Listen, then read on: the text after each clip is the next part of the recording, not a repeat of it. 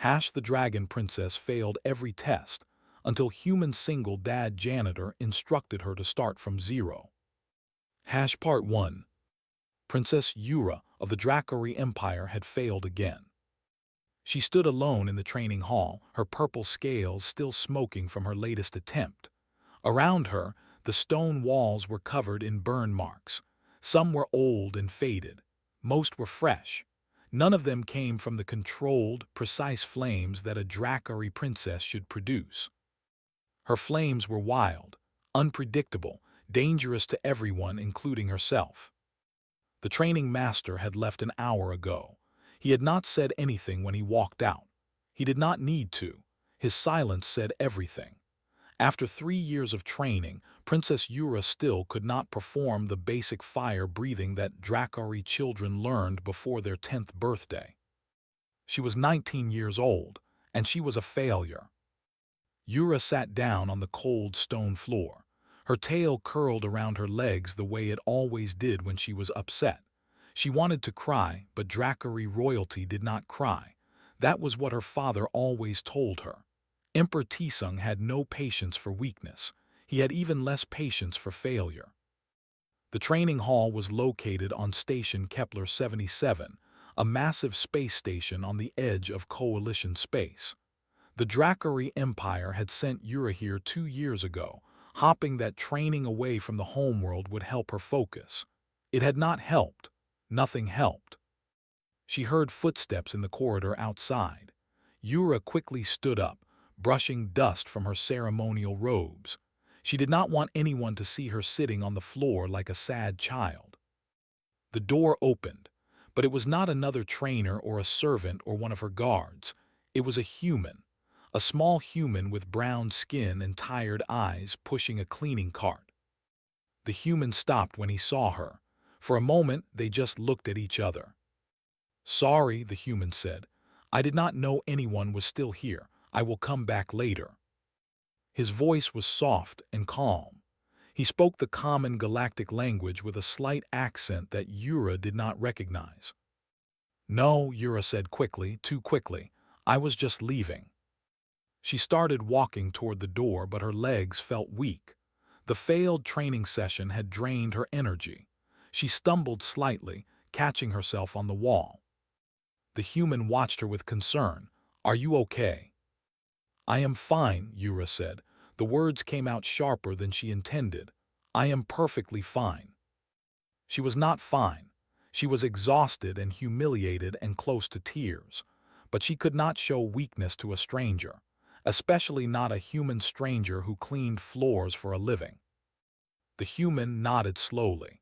He did not seem offended by her tone. He just pulled his cleaning cart into the room and began mopping the floor near the entrance. Yura should have left.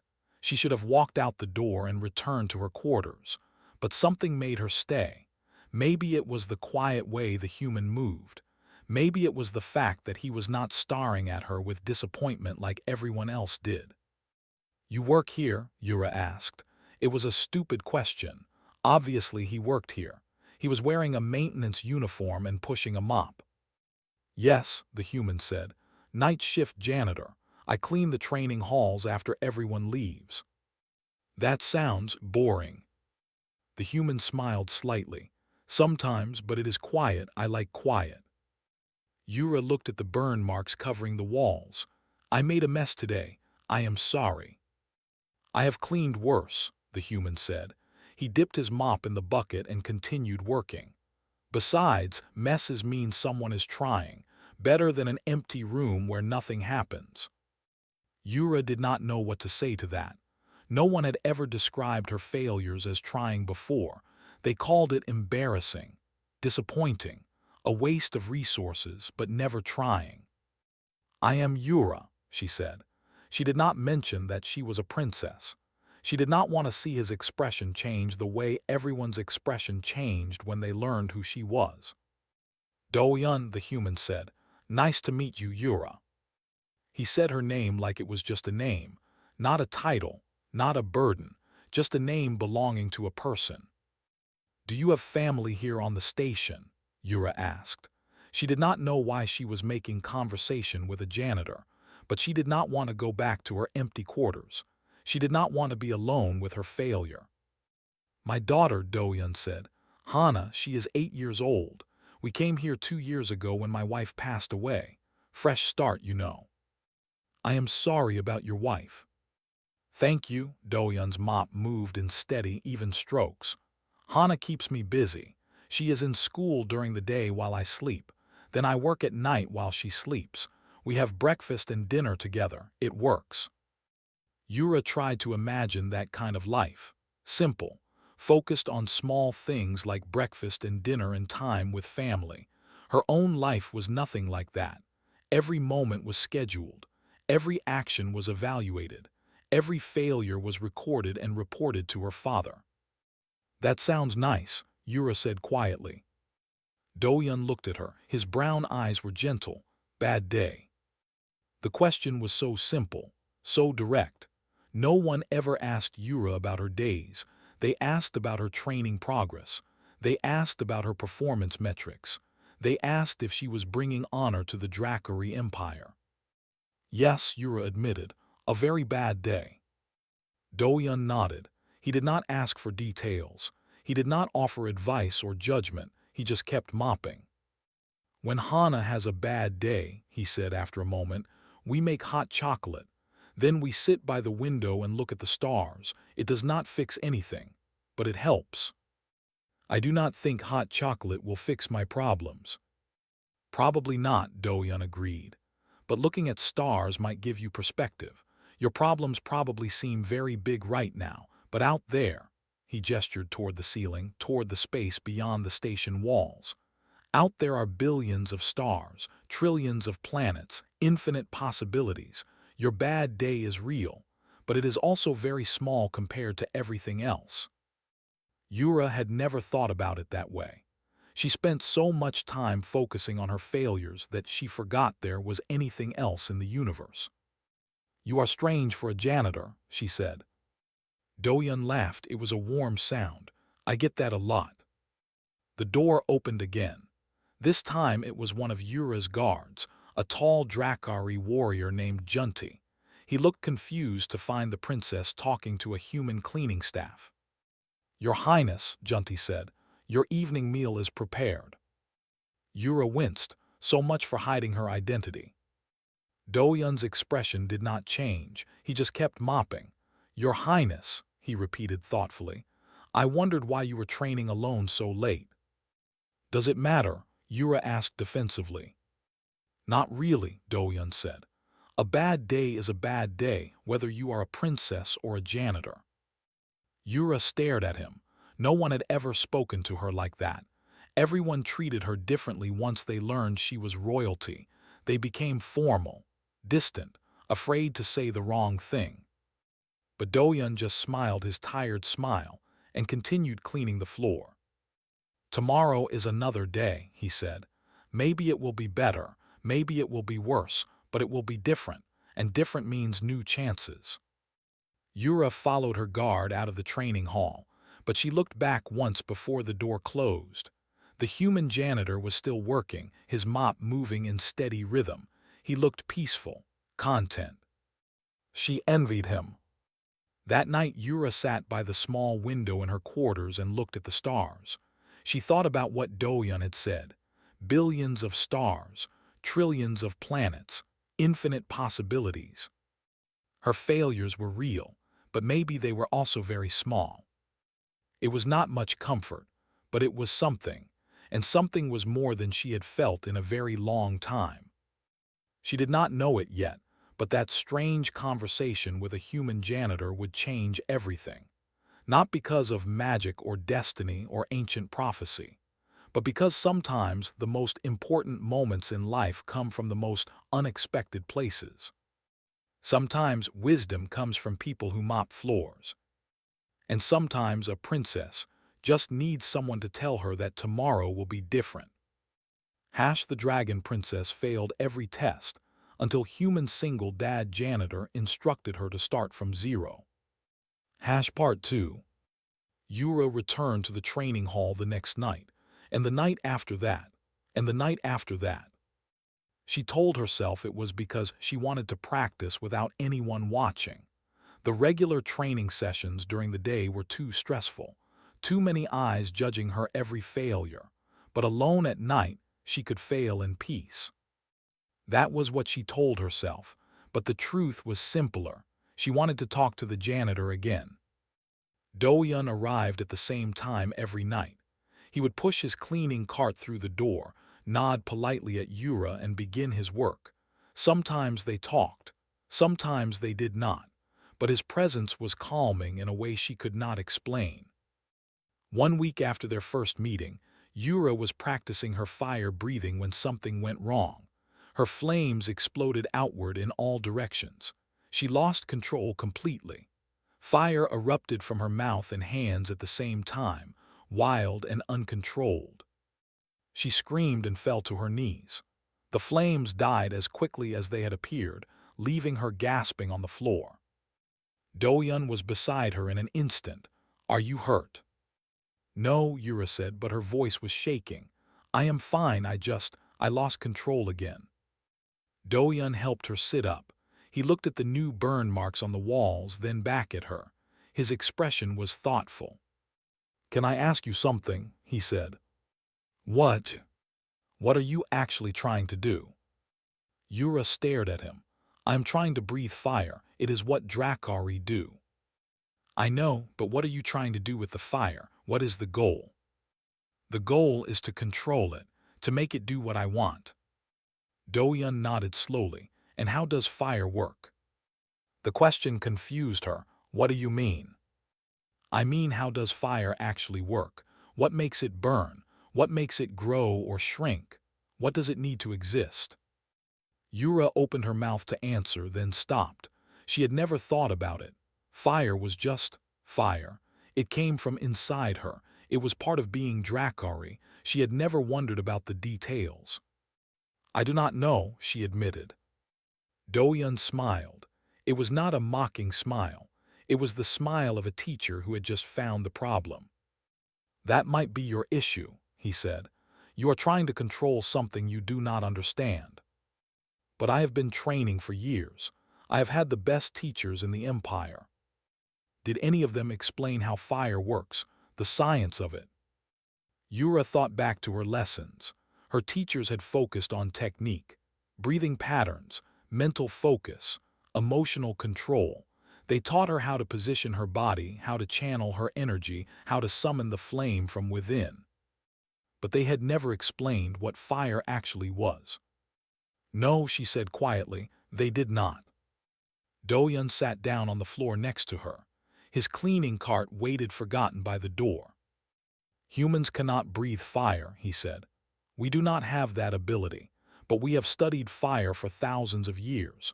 We use it for cooking, for heat, for power. And the first thing we learned is that fire needs three things to exist." He held up 3 fingers. "Heat, fuel, oxygen. Take away any one of these and the fire dies. Give it more of any of them and the fire grows." Yura listened carefully. This was completely different from anything her Drakari teachers had told her. "When you breathe fire," Do-yun continued, "you are creating all 3 of these things inside your body. The heat comes from your plasma glands. The fuel comes from chemicals in your blood. The oxygen comes from the air you breathe. You are not making fire from nothing. You are creating the conditions for fire to exist." I never thought about it that way. Most people with natural abilities do not think about it. They just do it. But for people who struggle, understanding the science can help. Yura looked at her hands. Faint smoke still rose from her scales. "How do you know so much about fire?" "I was a science teacher," Do-yun said. "Before I came here, before my wife died, I taught basic science to children on Earth." "You were a teacher. Then why are you working as a janitor?" Do-yun shrugged. "When my wife passed away, I could not stay on Earth. Too many memories. I took Hana and left. Got on a ship and kept going until we reached the edge of Coalition space. This station was hearing. Janitor was the only job available for humans." "But you could teach here. The station has schools." "Maybe someday. For now, this job gives me time with my daughter. That matters more than titles." Yura was quiet for a moment. She thought about her own father, Emperor Tisung. He had titles, power, an entire empire, but she could not remember the last time they had eaten a meal together, the last time he had asked about her day. "Teach me," she said suddenly. Doyun raised an eyebrow. "What?" "Teach me about fire, the science, the way humans understand it. Maybe if I know how fire works, I can control it better." "I am not qualified to teach a princess." "You are qualified to teach children. I am doing worse than most children, please." Doyun studied her face. Whatever he saw there made him nod slowly. "Okay," he said, "but we start from the beginning, from zero.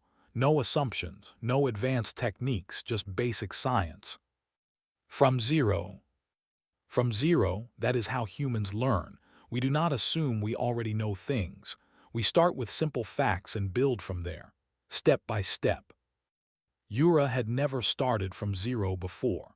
Her Dracari teachers had always assumed she knew the basics.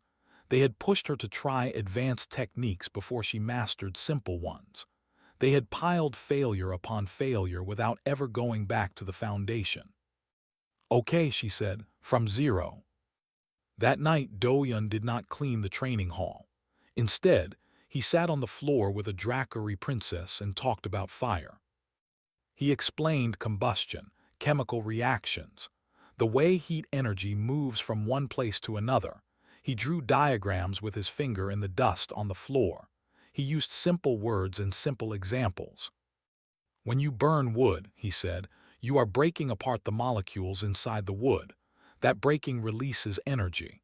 The energy becomes heat and light. That is all fire is, breaking and releasing. But I do not burn wood. I create fire from inside my body." Same principle. Your plasma glands produce chemicals that react with oxygen in the air. When you breathe out, you trigger the reaction. The key is controlling the rate of reaction. Too fast and you get an explosion. Too slow and you get nothing. Yura nodded slowly. This made sense in a way her Dracari training never had. She was not creating fire from magic or willpower. She was triggering a chemical reaction, and reactions followed rules. So how do I control the rate? That is what we figure out next, but not tonight. Tonight, you just think about what fire actually is. Let the idea settle in your mind. They talked until Doyun noticed the time. He had been neglecting his cleaning duties for hours. "I need to finish my work," he said, standing up. "But I can come earlier tomorrow if you want to continue." "I would like that," Yura said. "Thank you, Doyun." He smiled and reached for his mop. "Do not thank me yet. This is just the beginning. The hard work comes later." Yura watched him return to his cleaning. His movements were steady and calm. There was no rush, no stress. Just a man doing his job with quiet patience. She thought about what he had said, starting from zero, building understanding step by step. It was the opposite of everything she had been taught. But for the first time in years, she felt something that might have been hope. The next night, Yura arrived at the training hall early. She brought paper and a writing tool.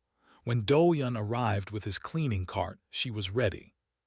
"I want to take notes," she said, "so I remember everything." Doyun looked surprised, then pleased.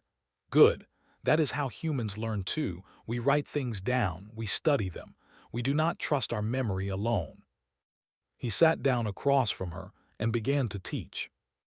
They talked about temperature and ignition points. They talked about oxygen levels and fuel consumption rates. Doyun explained how human machines controlled fire using precise measurements and careful calibration. "A rocket engine is just controlled fire," he said. "Humans put people into space using fire, but we could only do it because we understood exactly how fire worked. We measured everything. We calculated everything. We left nothing to chance." "Dracari do not measure," Yura said. "We feel, we sense the fire within us." "Maybe that works for Dracari who have natural talent, But for you, feeling is not enough. You need understanding. You need to know what you are doing, not just feel it. Yura wrote everything down, page after page of notes, her hand cramped from writing so much. When the lesson ended, Doyun finally started his cleaning work, but he was smiling. "You learn fast," he said. "I have good reason to learn." "What reason is that?" Yura thought about the question. "I want to stop being a failure. I want my father to be proud of me." Doyun paused his mopping. "Those are two different goals. Are you sure they go together?"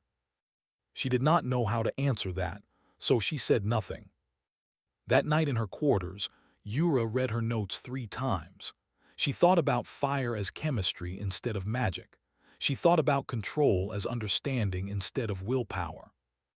And she thought about a human janitor who had once been a teacher, a man who had lost his wife and traveled to the edge of the galaxy, a man who cleaned floors at night so he could spend time with his daughter. He had nothing special, no powers, no titles, no empire. But he knew how fire worked, and he was teaching a princess. The universe was strange, but maybe strange was exactly what Yura needed. The Dragon Princess failed every test until human single dad janitor instructed her to start from zero. Part 3. 3 weeks into her lessons with Doyun, Yura met Hana. It happened by accident. Doyun had mentioned that his daughter was sick with a small fever. Nothing serious, just a cold that human children sometimes got. But he could not leave her alone in their quarters. "I will skip tonight," he said through the station's communication system. "I am sorry." "Bring her with you," Yura said without thinking. "The training hall is warm. She can rest while we talk." There was silence on the other end. Then Doyun's voice, cautious and uncertain. "Are you sure? She is just a child. She might be annoying." "I am sure. I would like to meet her." That was how Yura found herself sitting on the training hall floor, trying not to stare at the smallest human she had ever seen. Hana was tiny. Even for a human child, she seemed impossibly small and fragile. Her skin was the same warm brown as her father's. Her black hair was tied in 2 messy ponytails. She had wrapped herself in a thick blanket and was watching Yura with huge, curious eyes. "You are purple," Hana said. It was the first thing she said. "Yes," Yura replied. "All Dracari have colored scales. Mine are purple." "That is pretty. I like purple." Yura felt her face grow warm. She was not used to compliments, especially not such simple, honest ones. "Thank you." Hana tilted her head. "Daddy says you are learning about fire. Can you show me?" Doyun quickly stepped in. "Hana, the princess is still learning. We do not ask people to perform when they are not ready." But Yura held up her hand. "It is okay, I can try." She took a deep breath. Over the past 3 weeks, Doyun had taught her to think about fire differently. Not as power that came from emotions, but as a reaction that she could trigger and control. She focused on her breathing. She thought about oxygen levels and reaction rates. A small flame appeared in her palm. It was tiny, barely bigger than a candle flame, but it was steady, controlled. It did not flicker or explode, it just burned quietly in her hand. Hana gasped, "That is so cool." The flame went out immediately. Yura had lost her concentration because of the surprise, but she did not care. That small, steady flame was the best fire she had ever produced. "Did you see that?" she asked Doyun, her voice shaking with excitement. "Did you see? It was controlled, it did not explode." Doyun was smiling. "I saw, that was excellent." "Excellent, it was tiny." "Size does not matter right now. Control matters. You controlled that flame, you held it steady. That is progress." Yura looked at her palm. The scales were slightly warm but not burned. For the first time, she had used her fire without hurting herself. "Can I touch it next time?" Hana asked. "The fire." "No," Doyun and Yura said at the same time. Hana pouted but did not argue. She snuggled deeper into her blanket and yawned. Daddy, I am sleepy. Doyun walked over and adjusted her blanket. Sleep then. I will wake you when it is time to go home. Okay, Hana's eyes were already closing. Good night, Purple Princess. Good night, Hana. The little girl was asleep within moments. Doyun watched her for a few seconds with soft eyes before turning back to Yura. She likes you, he said. She barely knows me. Hana decides quickly about people. She is usually right. They continued their lesson, but quieter now so they would not wake Hana. Doyun explained the concept of feedback loops, how the body senses what is happening and adjusts in real time. When you breathe fire, your body is getting information back, he said. The heat, the sound, the feeling in your throat. Your brain uses that information to make adjustments, but if you are scared or stressed, you stop listening to that feedback. You just react. So I need to stay calm. More than that, you need to actively pay attention to what your body is telling you. When the flame gets too hot, you should feel it before you see it. When the reaction speeds up, you should sense the change and slow it down. Yura nodded slowly. This matched what she had experienced with the small flame. She had been calm. She had been paying attention, and the fire had responded. How do I practice that? Paying attention. Start small, very small. Practice creating tiny flames and holding them as long as you can. Feel every change, every fluctuation. Do not try to make bigger flames until the small ones are perfect. My teachers always pushed me to make bigger flames. They said power was the goal. Power without control is just destruction. You have plenty of power. What you lack is precision. They talked until Hana stirred in her sleep. Doyun checked the time and sighed. We should stop. I still have cleaning to do, and Hana needs to sleep in a real bed. Of course. Yura watched him gently pick up his daughter. Hana did not wake, just nestled against his chest with complete trust. Something in Yura's chest felt tight. She could not remember anyone ever holding her like that. Drakari were not affectionate people. Physical touch was rare, especially in the royal family. Doyun, she said before he reached the door. Thank you for everything. You are doing the work, he said. I am just explaining things. No, you are doing more than that. You are treating me like a person, not a princess, not a failure, just a person who needs help learning something. Doyun smiled his tired smile. Everyone is just a person, Yura. Titles do not change that. He left with Hana sleeping in his arms. Yura sat alone in the training hall for a long time thinking. The next day, during her regular training session, something changed. Master Tiho, her Drakari instructor, was demonstrating a technique. He moved through the motions with practiced ease, fire flowing from his hands in controlled arcs. Watch carefully, he said. Feel the power inside you, let it flow. In the past, Yura would have tried to copy his movements exactly. She would have focused on the feelings he described, and she would have failed. But now she watched differently. She watched the way his flames changed size and intensity. She watched how his breathing coordinated with the fire. She watched and she analyzed. Heat, fuel, oxygen, reaction rates, feedback loops. When it was her turn, she did not try to match his power. Instead, she focused on what she had learned from Doyun. Small and steady, controlled, aware. A flame appeared in her hands, smaller than Master Tiho's, but steady. Master Tiho frowned. What are you doing? That flame is pathetic. I am practicing control, Yura said. Control comes from power. Make it bigger. No. The word came out before she could stop it. Master Tiho's frown deepened. Excuse me. Yura felt fear rising in her chest. She was defying her teacher, defying years of tradition.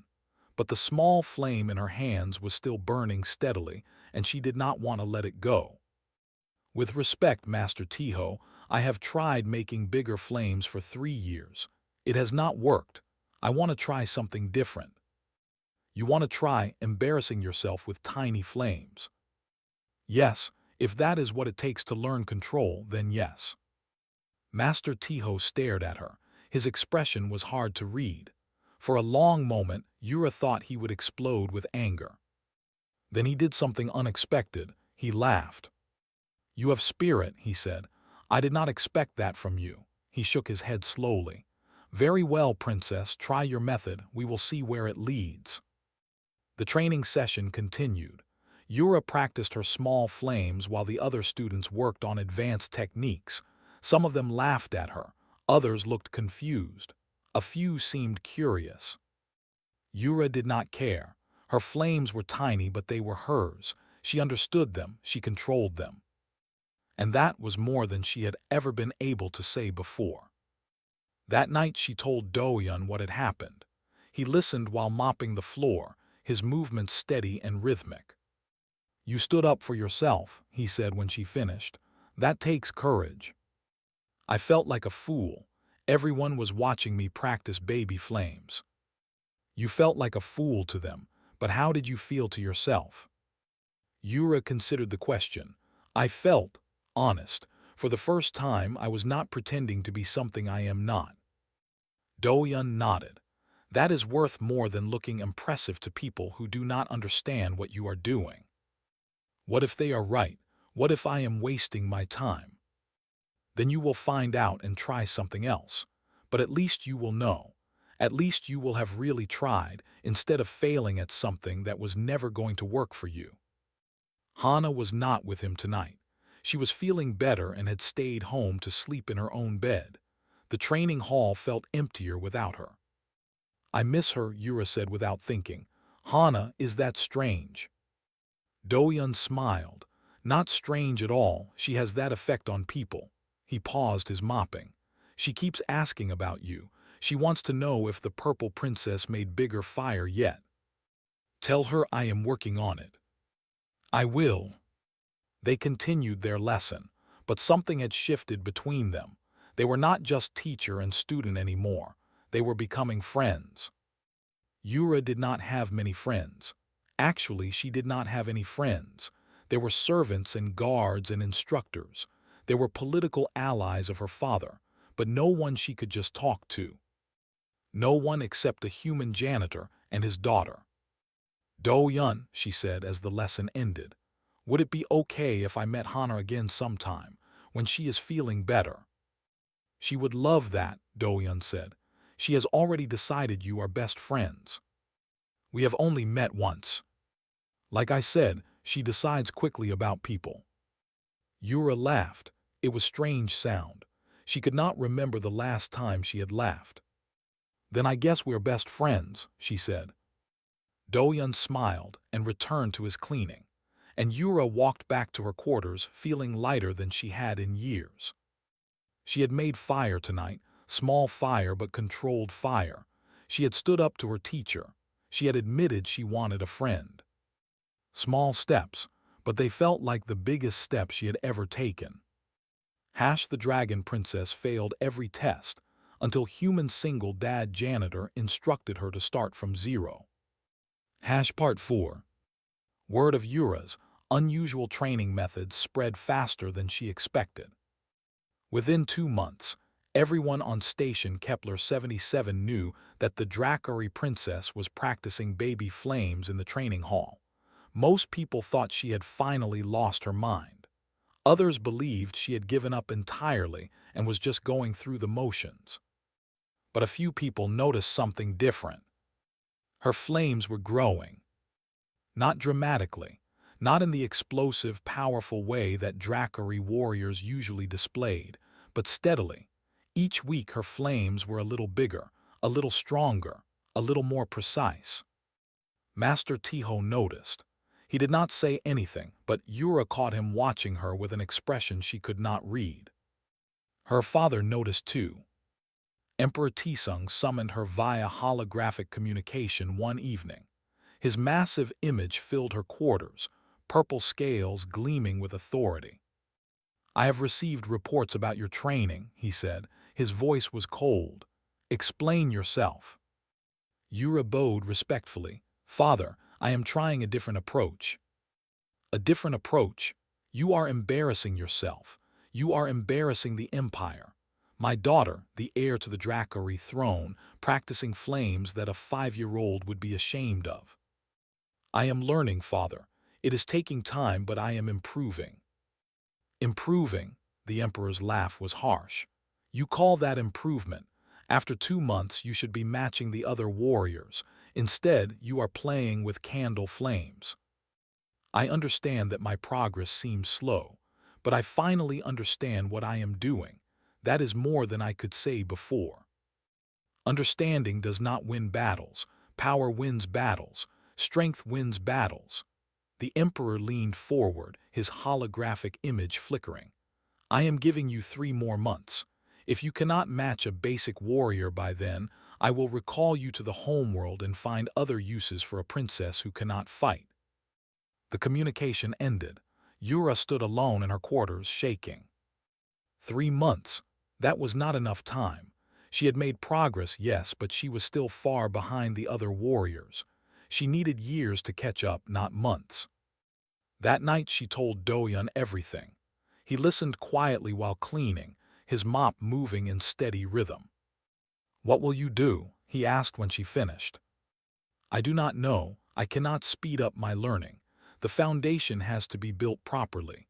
If I rush, I will go back to losing control." "Then do not rush." "But my father—" "Your father gave you a deadline. That does not mean you have to accept it." Yura stared at him. "I cannot refuse the Emperor." "Can you prove him wrong instead?" "What do you mean?" Doyun set down his mop. "Your father measures success by power, by big flames and impressive displays. But that is not the only way to measure success. What if you showed him something he did not expect?" "Like what?" "I do not know, but I know that humans have survived in this galaxy not by being powerful, but by being clever, by finding solutions that others do not think of." Yura thought about this. Dracari culture valued strength above everything, raw power, dominance. Those were the qualities that mattered. But maybe there was another way to demonstrate value. "I need to think about this," she said. "Take your time.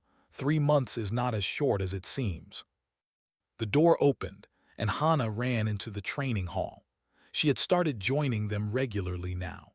The little girl would do her homework in the corner while Yura practiced, occasionally looking up to watch the purple princess make fire.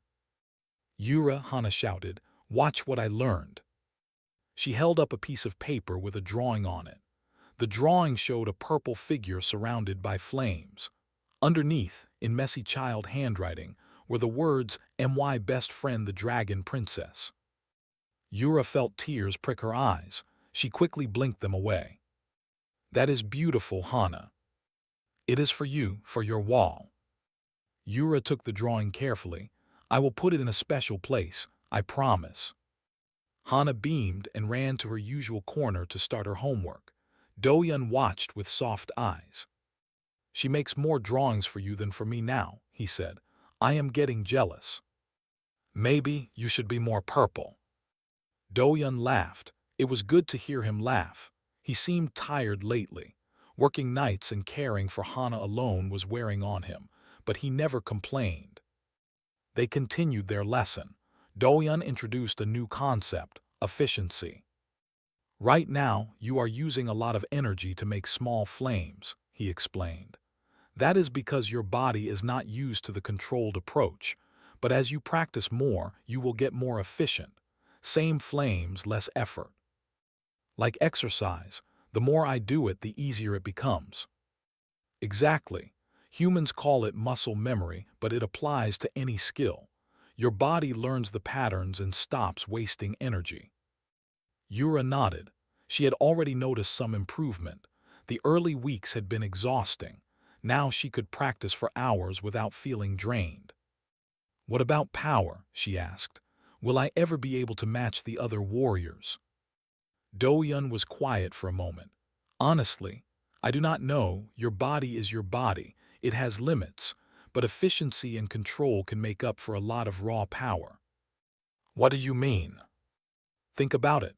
A warrior who makes huge flames is impressive, but how much of that flame is actually hitting the target? How much energy is wasted on heat and light that goes nowhere? If you can make smaller, more focused flames that do the same damage with less energy, you become more effective over time. This was a new way of thinking. Drakari warriors competed to make the biggest, most dramatic displays. No one talked about efficiency. No one cared about precision. But in a real battle, precision might matter more than spectacle. Yura practiced with new focus. She worked on making her flames not just controlled but directed, precise. She aimed at targets Doyun set up around the training hall, old cleaning supplies that would not be missed. At first, she missed constantly. Her flames were too weak to reach the targets, or too scattered to hit them accurately. But slowly, she improved. Her flames became tighter, more focused. She could hit a target across the room with a thin beam of fire that barely spread at all. "That is incredible," Doyun said after watching her hit 3 targets in a row. "I have never seen anything like it." Is this how humans fight, with precision instead of power? Sometimes. Humans have weapons called lasers that work on similar principles. A thin beam of focused light that can cut through metal. Very precise, very efficient. "A laser made of fire," Yura murmured. "That could be useful." An idea was forming in her mind. A way to show her father that she had not wasted her time, that she had learned something valuable. But she needed to develop it further. She needed to make it perfect. 2 months passed. Yura trained every night with Doyun's guidance. Her control became almost perfect. Her flames, while still smaller than other warriors, were precise enough to hit any target at any distance. She also developed something new, something no Drakari had ever done before. She learned to make shapes with her fire. It started as an accident.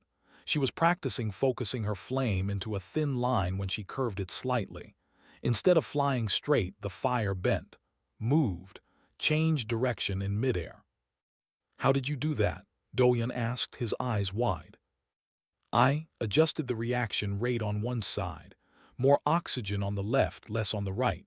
It made the flame curve." "You can control the shape while it is in flight." Yura tried again. The flame left her hand and curved in a gentle arc, wrapping around a target before striking it from behind. Doyun sat down heavily. "That is not supposed to be possible." "Why not?" "Because fire does not work that way. Once it leaves the source, it should follow physics. Go straight, spread out. You are controlling a chemical reaction from a distance. That requires—" He trailed off, shaking his head. "I do not understand it myself," Yura admitted. "But I can feel the connection. The flame is still part of me even after it leaves my hand. I can sense it, guide it." "The Drakari connection to fire is more than chemical," Doyun said slowly. "There is something else, something my human science cannot explain. But understanding the chemistry helped me find it. Without knowing how fire works, I never would have discovered this." Doyun smiled. "Then maybe we have been building exactly the right foundation after all." Hana looked up from her homework. "What happened? Why is Daddy making that face?" "Your friend just did something amazing," Doyun said. "Something that might change everything." Yura practiced her new ability obsessively. She learned to make flames that curved, spiraled, split into multiple streams and recombined. She could guide her fire around obstacles, through tight spaces, strike from unexpected angles. No other Drakari could do this. They relied on overwhelming power on straight lines and brute force. Yura's approach was completely different, subtle, tactical, impossible to predict. 1 week before her father's deadline, Master Tiho requested a private meeting. "Show me," he said simply. Yura demonstrated everything: the precise beams, the curved flames, the splitting and recombining, Master Tiho watched without expression. When she finished, he was silent for a long moment.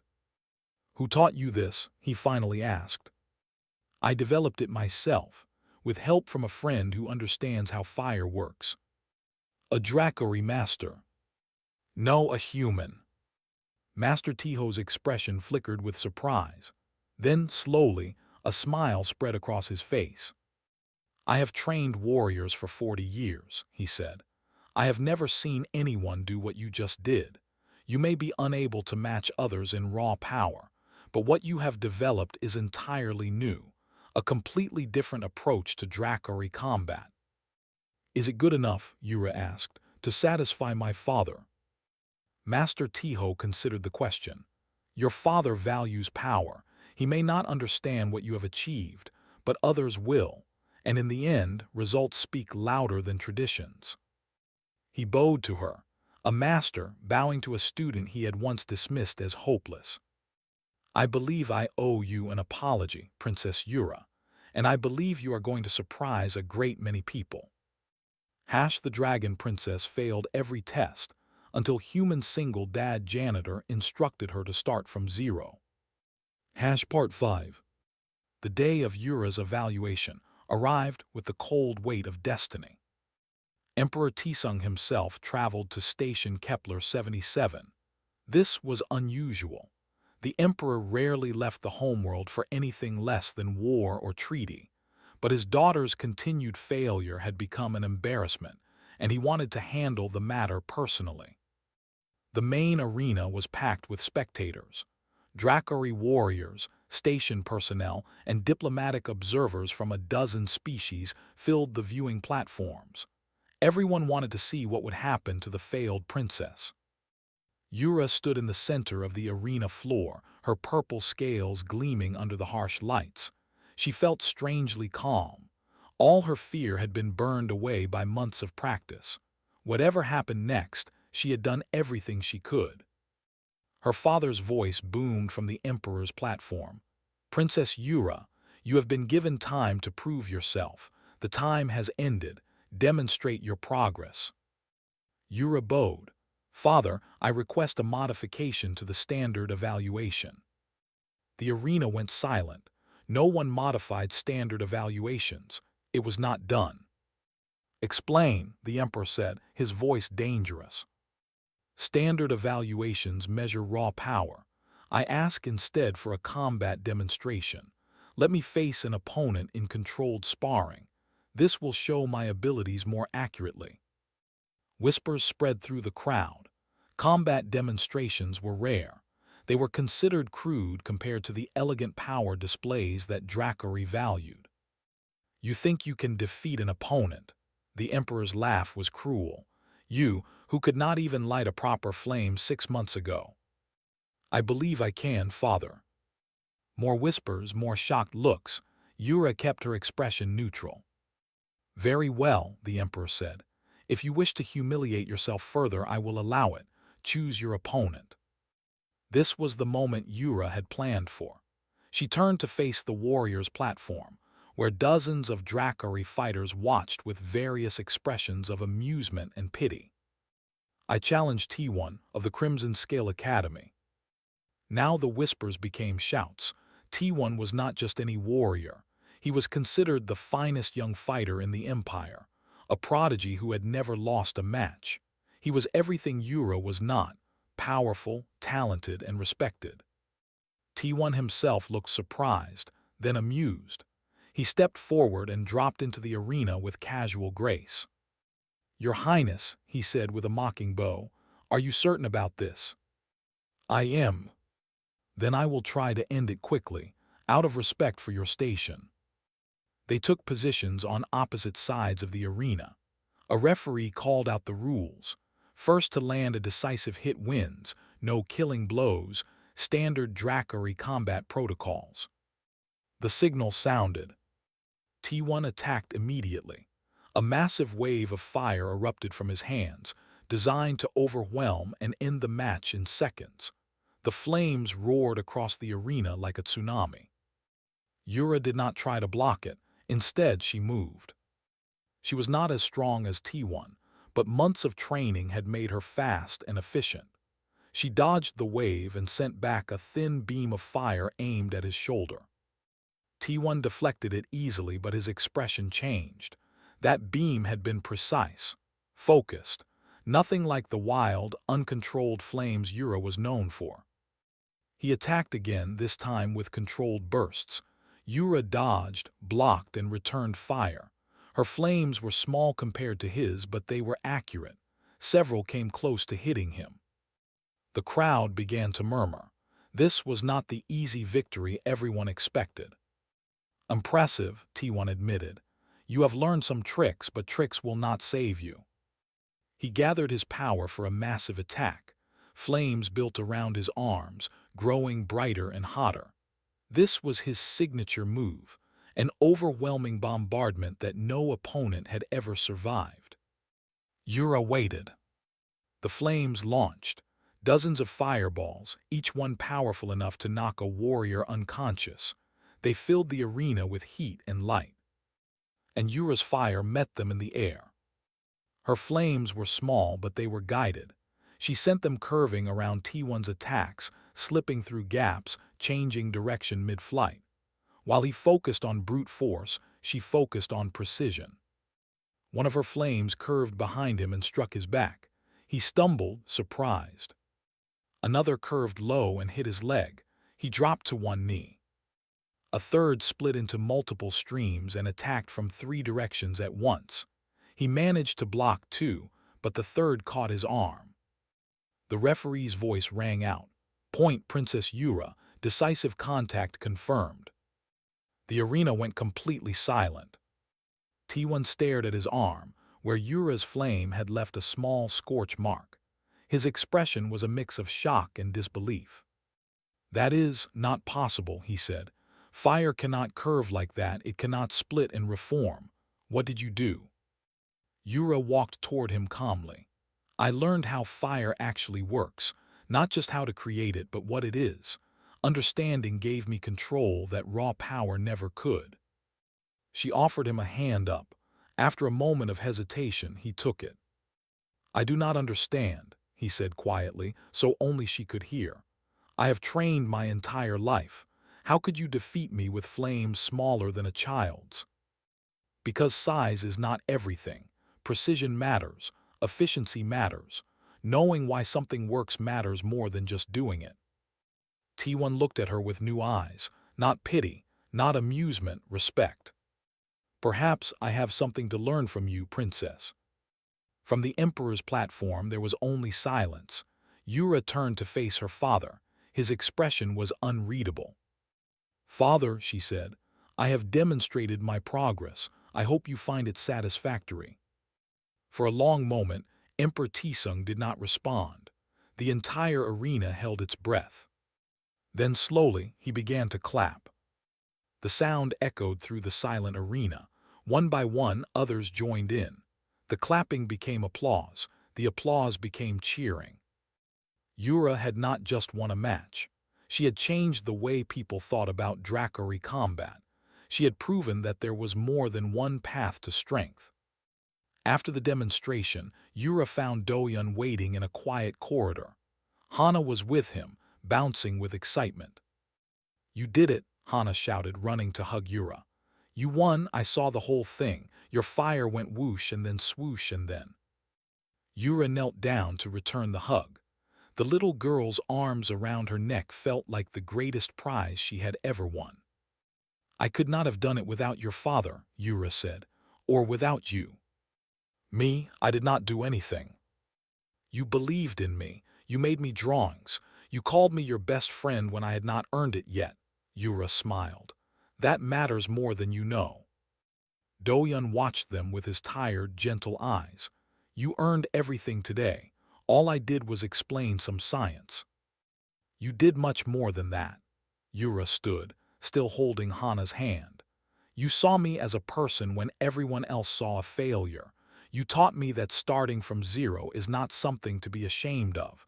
You showed me that wisdom can come from anywhere." "Janitors are wise," Hana said seriously. "Daddy knows everything." Do-yun laughed. I do not know everything, but I know a few useful things. The emperor's voice came from behind them, Princess Yura. They turned.